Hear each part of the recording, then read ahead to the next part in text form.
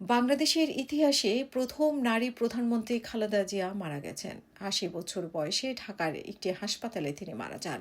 দীর্ঘ ৪ দশকেরও বেশি সময় ধরে বাংলাদেশের রাজনীতিতে অন্যতম প্রধান চরিত্র খালেদা জিয়া গৃহবধূ থেকে রাজনীতিতে নেমে ১০ বছরের মধ্যেই বিএনপিকে ক্ষমতায় নিয়েছিলেন।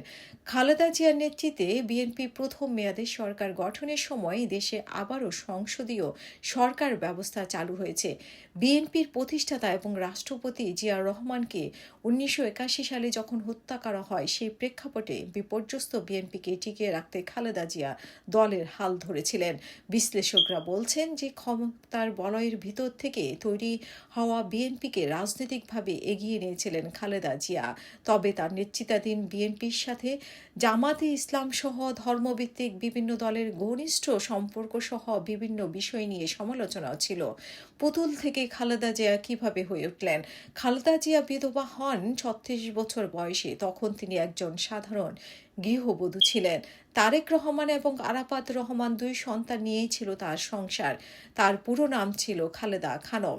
তার পরিবারের সদস্য এবং আত্মীয়স্বজনদের কাছে তার ডাকনাম ছিল পুতুল। জিয়াউর রহমান ১৯৬০ সালে যখন পাকিস্তান সেনাবাহিনীতে একজন ক্যাপ্টেন ছিলেন, তখন তাদের বিয়ে হয়।